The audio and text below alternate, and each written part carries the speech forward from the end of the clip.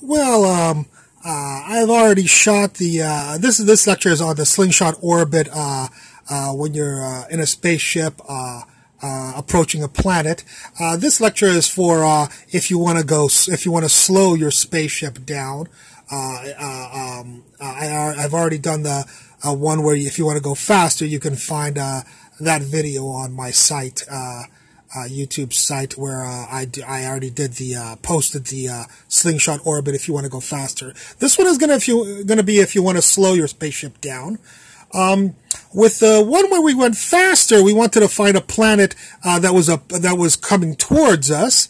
When we want to slow down, we want to find a planet that is actually going away from us. So what we're going to have is we're going to have here's our spaceship in green. Its velocity is 5 and 500 miles an hour, 5 million miles an hour. It really doesn't matter.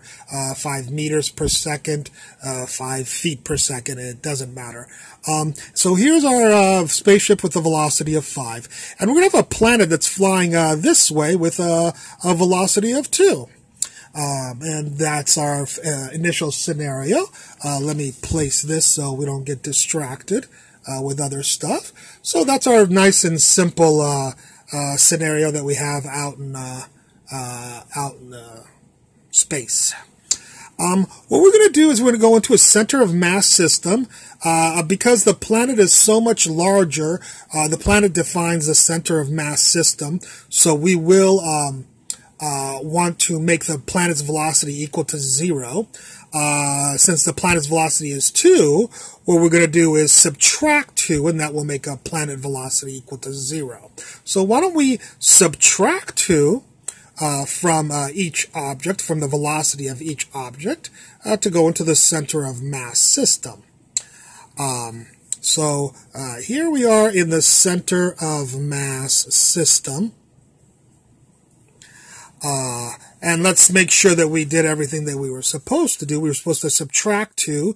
Well, here's our spaceship. Its velocity is 5. Now its velocity is 3 because 5 minus 2 is 3. And here's our planet, whose velocity is 2.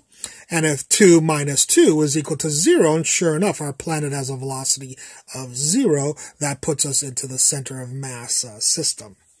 Of course, again, the planet is very much more massive than the spaceship, even though the drawing doesn't show it that well. But that's a very big planet, and that's a very small spaceship. So, if we look at our new center of mass system, again, the spaceship was going 5, now it's going 3. The planet was going 2, and now it's going 0. We're gonna have the spaceship whip around the planet, boom, like that. So it'll come around the planet. It has to be at a certain specific distance. I won't go into that today. We're just going to worry about slowing your ship down in a general sense. So when the spaceship comes around, if it's got a velocity of 3 going this way, again because there's no atmospheric effect, so as long as the spaceship is not too close to the planet, then it will come back around, and it will always have a velocity of 3 when it comes back out this way. So I've shown that here. The spaceship is of course going in that direction now because it's whipped around the planet. And if it comes in at a velocity of 3, it will come out at a velocity of 3. But the difference, though, is now because the planet was moving in the right direction towards the right, it had a positive velocity of 3, and now that it's going left, it has a negative velocity of 3. So we still have a planet, though, that has a velocity of 0 because this is also it's still the center of mass system. There we go. That's a center of mass system. This is a center of mass system. This is not the center of mass system. Okay, now we went into the center of mass system. We want to go back into the regular system that we have at the beginning of our experiment. And so how did we get into the center of mass system? We subtracted 2 from the velocities of each of the planets. To go out of the center of mass system, we don't want to subtract. We want to do the opposite. We want to add 2 to the velocity of each object. So let's add 2 to the velocity of each object. Here the planet has a velocity of 0. If we do the opposite of subtract 2, if we add 2, the new planet velocity will be now 2. So it'll go on its way like it was at the beginning of our experiment. If we